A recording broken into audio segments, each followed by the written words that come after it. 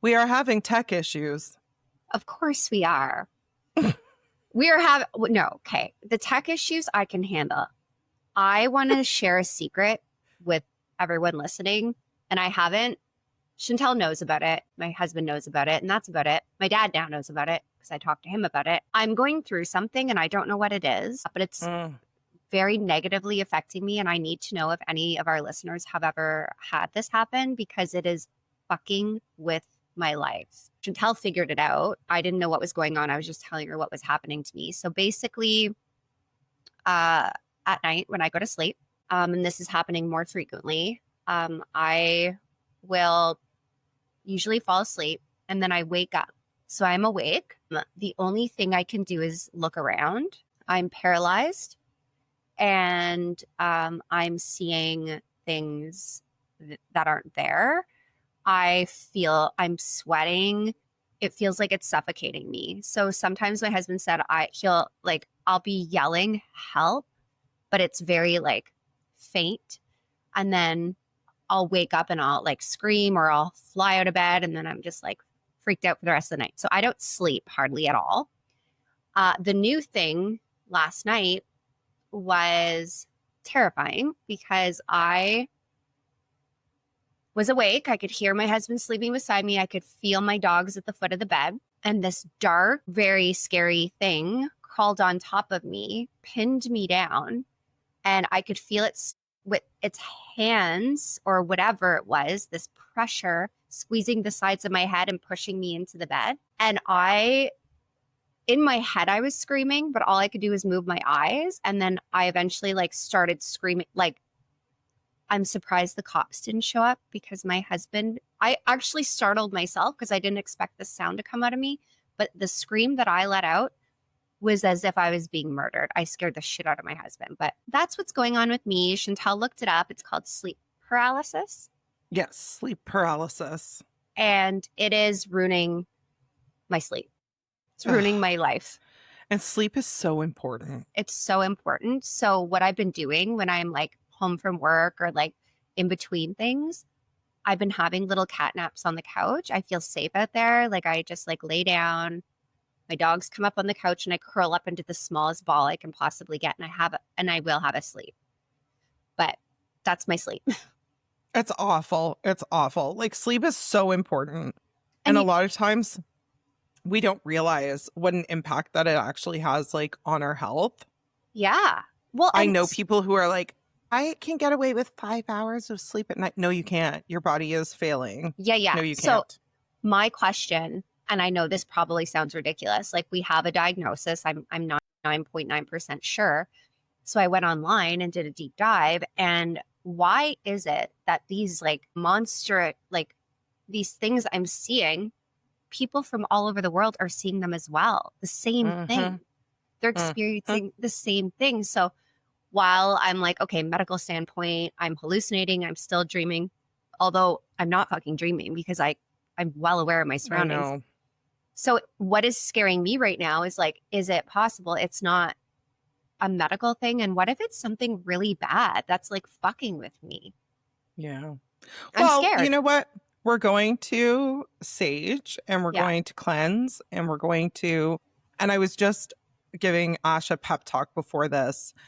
Whether you might be listening to us right now and going, these bitches are cray, and that's okay. But whether you believe in it or not, there is and this goes for everything in life, there is a power that you give to something or to a situation when you are afraid of it, when it causes you fear. And so in situations like this, and I was just telling Ashley, you have to like walk around your house and be like, you aren't welcome here.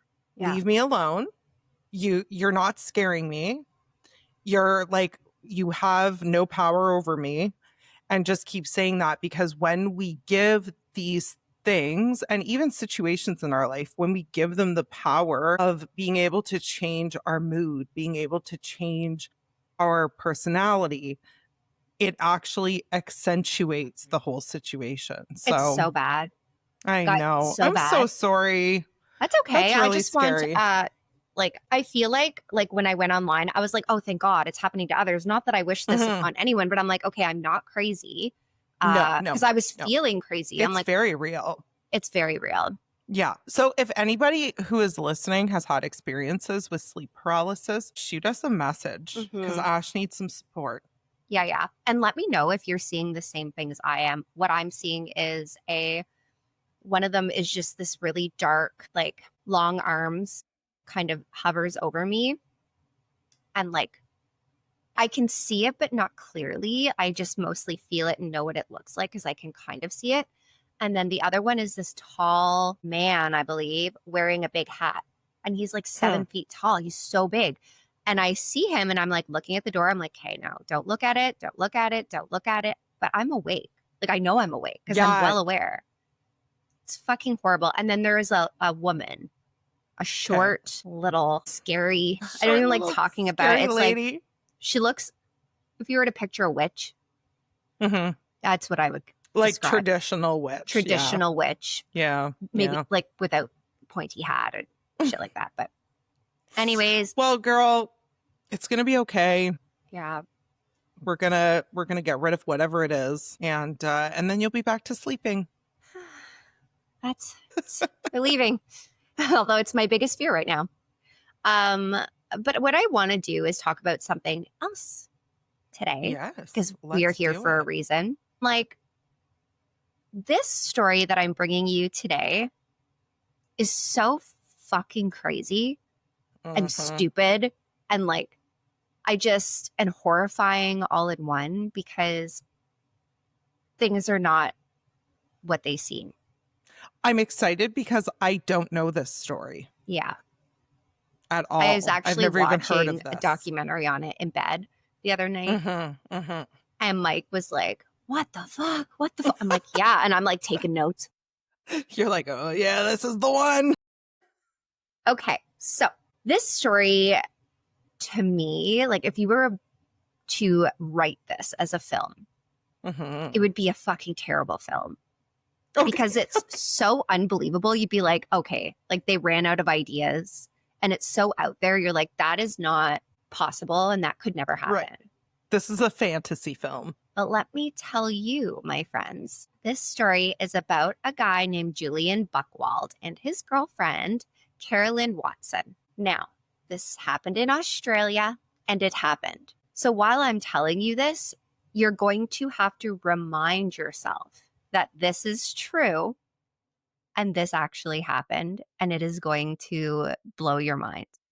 These are always the craziest ones. It's the craziest shit. You couldn't make it up. All right. All right. So let's set the scene.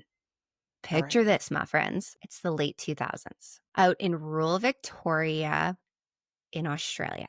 It's a small community, quiet farmlands. It's kind of very small town. Everyone knows everyone. You say hi to your neighbors. You know their grandparents. Everybody's close. You know this. You grew up here, Chantal.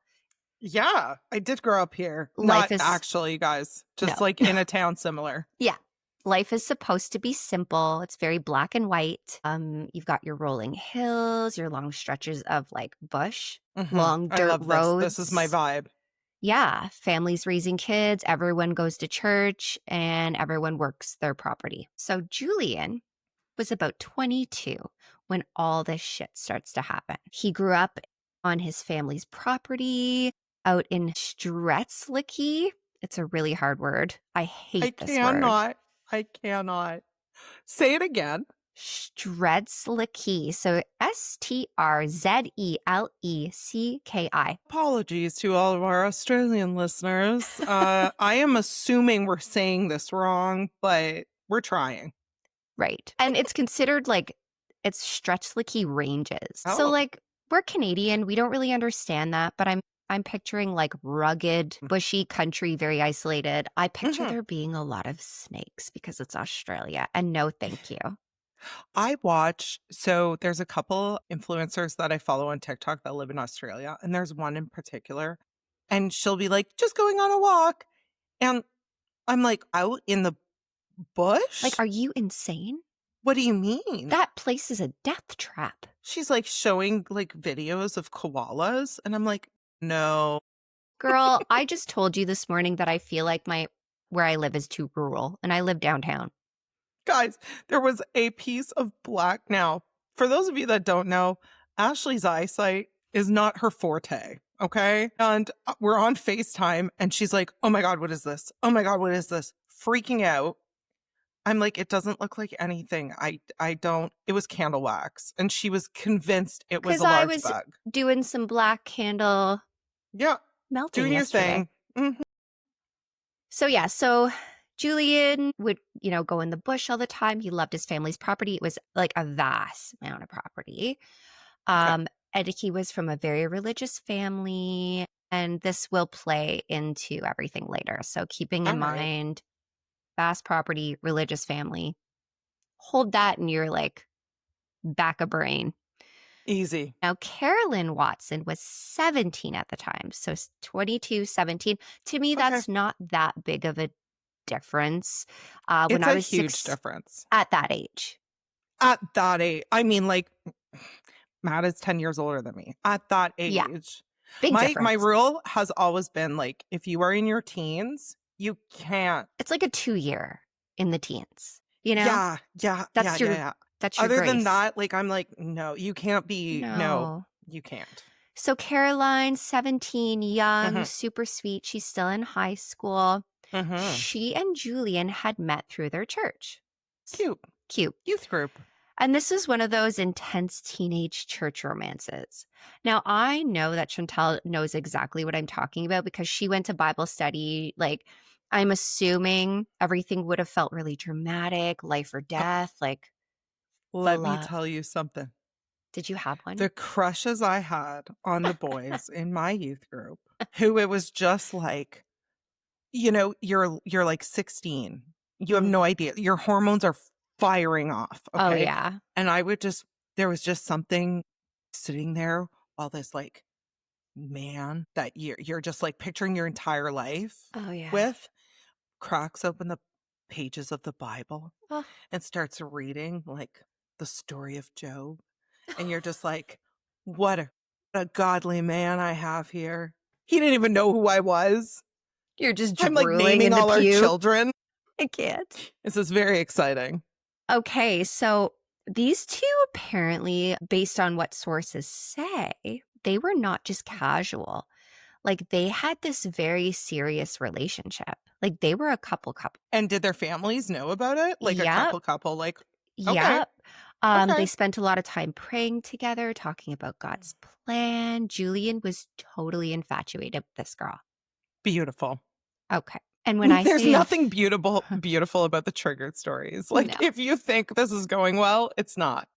So when I say infatuated, Chantal, let's switch the word and use obsessed. Row. And while Caroline cared about him deeply, and she really did, she was also just a teenager herself figuring things out. Yeah. So like, of course she's, young love, everything. And their lives were essentially on two totally different paths. She was just starting out and he's essentially already a grown man. True. Right? Like he's already like know what he wants, working towards those goals where she's just like, I'm going to be out of high school. Like, where am I going? What am I doing? Right. Okay. So now I want you to kind of just take this into consideration before we continue, because remember, this is a very isolated community. Okay. So it's rural. Very rural. Now, very limited interactions with other people, obviously. Now you have somebody completely obsessed with someone in a very isolated place. It's like bad news bears. It's gonna be bad. It's gonna be bad. So let's move forward with this. On March, I think, so I've had a couple different dates. I think it began March 4th, but then when I was reading the police report, you'll understand why as I get into it. Okay. So in March 2008. All right. Julian invited Carolyn out for a romantic picnic on his family's property. Lovely. He's like, you know what? Let's pack a lunch. I want to show you some beautiful spaces that we have on our family property. Let's spend the day together. Adorbs.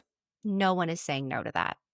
I'm not saying. Well, I'm it not. depends on where the sun is. Fair, fair. So they pack for their little afternoon getaway. Okay. They have the blankets and they have food. A And they're, charcuterie. oh, I know. It's so romantic. You could So, literally, like, I don't care what you're doing. You could be talking about hemorrhoids, but if there's a charcuterie board there, it's classy and romantic. Just saying. So, normal country afternoon, cute young couple, bunch of country little bumpkin kids Yep. doing what they do. Except my sweet listeners and love of my life, Chantal, they Oh, didn't come back that day. no. Now, back home. So Julian and Carolyn are out, gone. They went out Okay. for the day, didn't return. Now, back home, Carolyn's family is frantic, like losing their ever loving minds Yes. because she wasn't an adult. She was not a girl that said, okay, I'll be back. There were curfews. There were things like this. This was a very well rounded girl who always followed the rules, and this wasn't sitting right with them. Well, yeah. And the panic only increases because soon enough, someone finds a note, a chilling handwritten note claiming the kids had been kidnapped by a satanic cult. Now, let that sink in for a minute because let me tell you, initially, because I'm not a religious girl, if I found a note and my daughter was like MIA and it would be like, we took your child, she's part of a satanic cult, I would laugh because I'd be like, okay, my daughter is a prankster by heart. I would be like, oh, good one, great. But if you're a religious family and this is so out of character, this would be something that would hit you literally like being in like a fatal accident. It would just blow you in the head.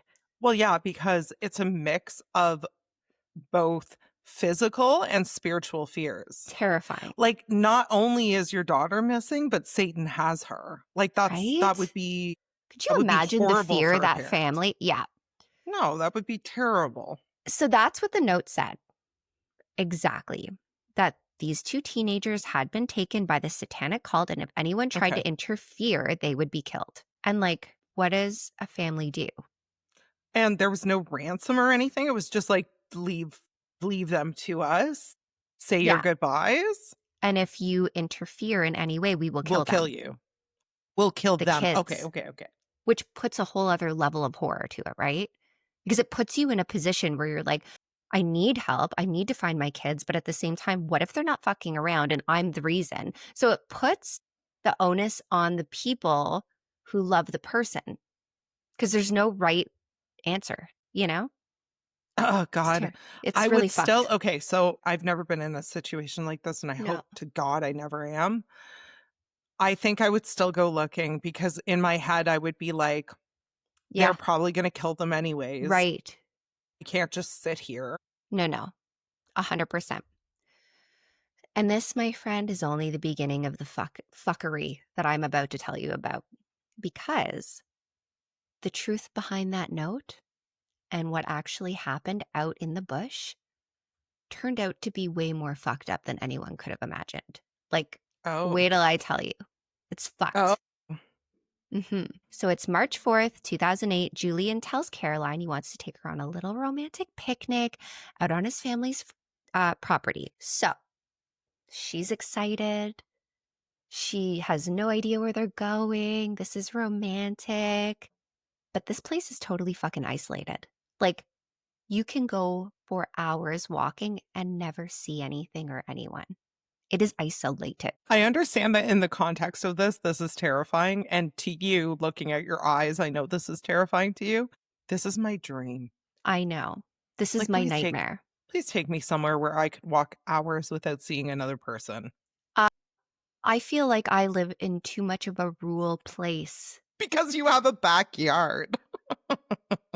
Because sometimes there's animals and bugs. She's like, I'm a country girl. Got my 4-wheel drive. So everyone's panicking. These kids didn't Yeah. come home. They just have this fucking weird note, and that's it. So the warning was not to contact the police. I'm looking at the note right now. Do not contact the police. Yeah. Don't do that. Now, this wasn't just some random scribble, though. Because it looked convincing enough to send chills down anyone's spine. And I will make sure that we have the notes so you can post it. Yeah. Because it's so fucking ridiculous. Like, once you know what you know at the end of this, you're going to be like, the fuck? Oh, I love these. So, although, the parents don't know what to do, right away, the community steps in and they start looking because they're like, we have to find her. And like, satanic cult or not, somebody has our kids.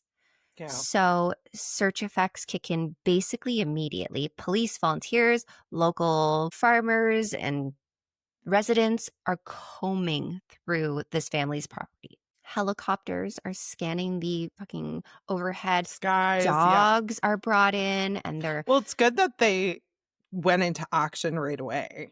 Yeah. And this went on for days. There was literally nothing. It was almost as though they had vanished into thin air. Meanwhile, the story was spreading. The words satanic cult are in their local paper. People are fucking losing it because this is a very religious community and everyone's scared. Parents are locking the doors. People are like, oh my God, what if our kids are next? And the longer Julian and Caroline stay missing, the worse this community is spinning and going insane because, of course. Yeah, understandably so. Yeah. Finally, after an entire week of searching, police find them out in the bush near Buckham Cold. Out in the bush near Buckham. Okay. They are cold, hungry, and shaken. They are alive. Well, thank goodness. She had been blindfolded, tied up. Her eyes were taped. She still had like the electrical duct tape. Yes. Like, it had been pulled up, but it was all stuck and matted in her hair. No. She was mostly naked. She looks like she has been through hell, and he looks pretty rough too. They're both in pretty rough shape. Now, remember, we're in Australia, and you're naked for 7 days in the bush. The sunburn. This girl had blisters all over her body. God. He was really badly sunburned as well, and he looked like shit, but nothing compared to this poor girl. Oh. And I don't know if it's like, different. Like, if you and I got trapped in the bush for a week, I'd probably come out with an amazing tan, and you'd come out looking like fucking Freddy Krueger, blistered to shit.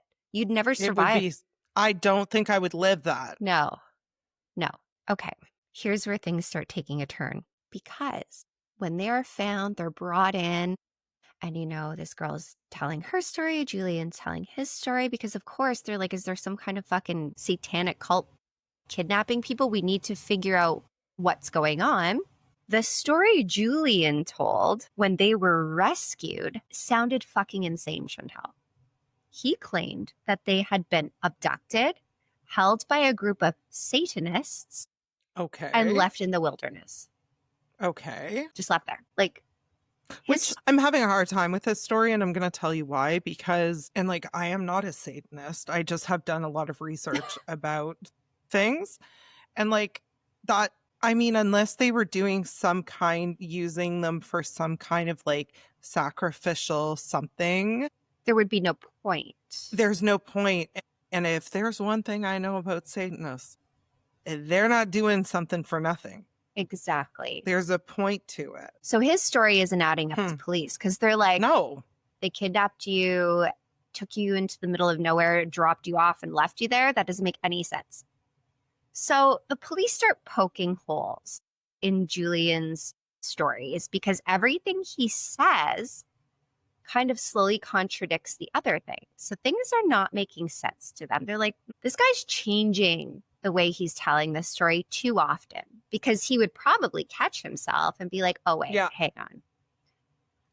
And when this truth came out, Chantal, like, I sat upright in my bed, and even my husband was like, oh my God, like, I can't wait to share this. I'm tickled pink because it's so crazy. So police decide to bring Julian and Caroline out to the bush where this all supposed kidnapping and everything happened, right? Okay. Everyone expected this nightmare story about some dangerous cult. The note had said that they would be killed. Right. But the way Caroline looked and the way he looked, it wasn't matching. Like, she had been blindfolded. She was blistered. She was traumatized. She was shook. She couldn't get through talking about it without breaking down. This girl was terrified to her absolute core. And Julian was just telling a story as if it was factual. We were driving, blah, blah, blah. What'd you do, Julian? And like, their stories didn't seem to match because they talked to them separately, right? Yeah. So investigators start pressing Julian because they're like, this motherfucker is hiding something. And his story shifts real quickly. He claimed they'd been abducted, then released, then stalked through the bush. He threw out details about Satanists, about rituals, about threats to their lives. But nothing fit because there were no tracks in the bush, no signs of strangers, no evidence at all. And the things he's saying are not adding up to what Carolyn said happened. So he's telling this wild tale, and she's like, well, I was bound and tied and thrown in the back seat. And so it's not matching up. They're not matching. As detectives dug deeper, a chilling truth comes out. And I will get to the details of what happened that day as we get through, but there had never been a cult. I saw videos of his confession. They were in the bush, and detective is like, so there wasn't anyone else here but you. And he goes, you're right. Why do we always blame the Satanists? Leave them alone. Leave them alone. God. Like, they're just living their life and they're getting blamed for shit they didn't do. Doing their things with their pentagrams. Pokey Julian over here planned the entire thing. Okay. All right. Why? From the very beginning, this motherfucker planned this entire fucking thing from beginning to end. He wrote the note. And apparently he wrote this note weeks before and was just finding a good time to plant it. Okay. This is wild. He staged this abduction unbeknownst to Carolyn. So she thought she was being abducted. This poor girl. It's horrific. Blindfolded her, taped her eyes shut, removed her clothes, cut her clothes off of her body. Now, keeping in mind, this is a very Christian girl who is saving herself for marriage. And this piece of shit dragged her into the woods and cut her clothes off, pretending to be a fucking, like, abductor. Like, she trusted him with her whole heart. They're a couple. This is actually really sad. It's fucking wild to me.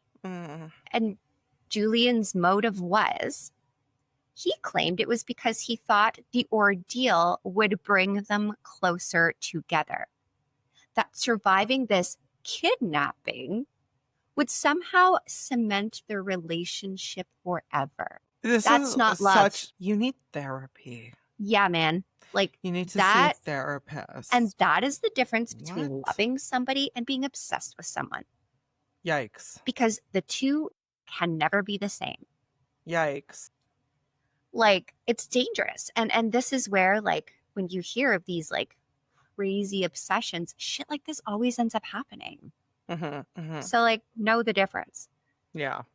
By the time the truth was exposed, Caroline was left completely traumatized, because can you imagine thinking that your boyfriend saved you, kept you alive in the bush from these people that were going to try and murder you, and it turns out he did the entire thing? You are humiliated. You are having to go to the bathroom in front of this person. You are trusting this person. You are, like, naked. You have no food. Like, it's horrible. Yeah, it's really bad. And as if that wasn't enough, what he did after being caught, he's a fucking me. Okay, so I want to set the stage really quickly because the story is quite long because there's a couple different layers to it. So as you guys are probably wondering, how the hell did he get her in the bush? Well, he told her they were going for a picnic, no? Right. But they're driving along and he says, oh my God, I see a big animal in the bush. I want to go check it out. She's sitting there in the passenger seat. He gets out of the car. It's still running. He goes around the corner. So he goes around the like corner in the bush and she can't see him anymore. At that point, he puts on like a balaclava, dresses up, has all this shit planted in the bush, like a fucking goodie bag of rope and shit. Gross. I Buckles hate 'em. around because it's heavily dense bush, comes up around the side, comes up to her window, drags her out of the car very aggressively, duct tapes her eyes, duct tapes her hands behind her, throws her in the back seat. He then like gets in the front. And actually, when she was talking to police, she said the one thing that she found was weird was that the way the vehicle was being driven, because it was a standard vehicle, was exactly the way Julian drove it. This is always so interesting to me because there are things that we know about the people in our lives that you would never recognize like this. No. Like this is, I'm just thinking, like, would I know how Matt drives a car? And the answer is, yeah, actually I would. 100%. But would, it's not even 100%. something you would like It's not even realize. conscious. You don't, It's like, just, I don't ever get in the car because we have our 5 senses, right? Like, Yeah. if I can see that Matt is driving the car, I'm not relying on the rest of my senses to tell me Matt is driving the car. brilliant. It's so true. Yeah. Oh, this shit gets weirder. By 2009, the truth about Julian's twisted plan is out in the open. Everyone knows about it. Lay out the evidence piece by piece. The fake satanic cult note, the bindings he used, Caroline's testimony, and the fact that there was absolutely zero proof anyone else had been involved. It was just Julian. Nobody else What was an there. idiot. This guy's a fucking moron. Yeah. Obviously, the jury didn't take long. He was convicted of kidnapping, making a false report to police, and a handful of other related charges. The sentence, 7 years and 9 months in prison. Good. I mean, that's not enough for me because the trauma alone is a lifetime. See, and this is so interesting because that is enough for me. I guess because I think that's a reasonable sentence. I think he should be like mandatory check-ins for the rest of his life, because if you're willing to do that to the person you love, what are you willing to do to people you don't care about? And 100%, there's a screw loose there. But I do feel, just personally, 7 years, almost 8 years. I almost feel like over the past couple weeks, I am so done with the bullshit in this world. I'm like, you're like, lock them stoning away. by the townspeople, everybody. Like, I'm just so fucking done with the crazies of the world. Yeah. That's fair. So while serving his sentence, Julian couldn't handle it. He couldn't handle it. Poor Julian. He was going insane being locked up. Okay. And instead of facing what he'd done, he hatches another plan. Oh my God, Julian. Like, this idiot. Fucking moron. So he manages to escape. Because remember, he's not going to be in maximum security. You're not putting the Christian boy. No, I know. So he gets out of Australia by disguising himself. Wow. The whole thing. Where's he going? I got to tell you about the disguise. Okay, let's go. I gotta tell you about the disguise. If I'm disguising myself, guys, I'm coming out looking like the most fabulous thing you've ever seen. I'm like going to be this Latino babe or something. But no, he dyes his hair jet black. Okay. He uses like self-tanner to darken his skin. Okay. And tries to pass himself off as an Indian man. Julian. Like, what are you doing? What? When I saw the photos, I was howling because I'm like, you fucking idiot. Like, your plans just get worse by the day. I love that he, and like even your disguise that you're talking about, that is, if I really truly want to be disguised, I'm going to make myself look like the most average, forgettable human being ever. I would go like long black hair. I mean, the thing is, this is a fashion show for Ashley. She's like, oh, I can be coat, anyone I want. For big sunglasses. Literally like, saying, I don't know what you mean. But this one, he decides. He went this far. You know what? India. That's where I come from. Oh, okay. He gets himself a false passport, hoping no one would recognize him. Wow. All So right. for a while, though, he does slip through the cracks.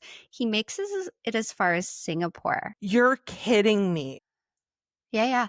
But his luck runs out because authorities do spot him, check his documents, and they're like, this doesn't add up. Because obviously they're looking and they're like, why is that white man trying to look like an Indian? I was going to say, some person in like this in Singapore security is like looking, going, what the hell is this? Yeah. What is this coming up to my booth here? So they get him, haul him my back God. in. Imagine what he looked like as the self-tanner is like slowly melting off. It's all splotchy. It's just Julian from the church. He's like, I thought you couldn't tell. I can't. Fucking fuck. So as if this kidnapping hadn't been enough, his attempt to escape was just like, now it's just like this ridiculous fucking guy. It's actually comical. Like, what are you doing, Julian? Right? And like, serve your sentence and move on with your life. Oh, God. But it shows like now everyone, because at first they're like, oh, maybe, he was just so in love and blah, blah, blah. Now they're like, okay, no, he's like 35 loose screws and it's just jumbling up in there because no. So meanwhile, all this is going on and Carolyn, we have to think of Carolyn. She knows he's escaped and she's like living with this trauma, this fear, all this shit. She, 17 years old, she has been dragged through this crazy, bizarre, ridiculous thing that is all over headlines. She can't go anywhere because people are like, there's the girl. It's fucking crazy. It's just crazy. So they put him back in the slammer. His sentence stood. He tries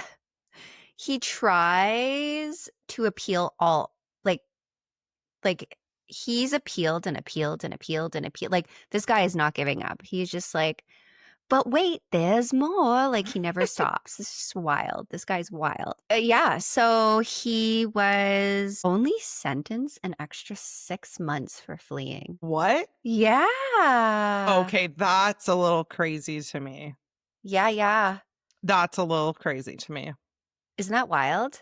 Yeah. So basically, there has been nothing since. So he's either out and we just don't know about it because nothing has been written. I don't know Australia's laws. I think they're very similar to Canada's. So it's not open reports. Like it's not the same as the US. Like we don't get, we can see court documents in the US quite easily. We can't in Canada and we cannot in Australia. Yeah. It's not a matter of public record.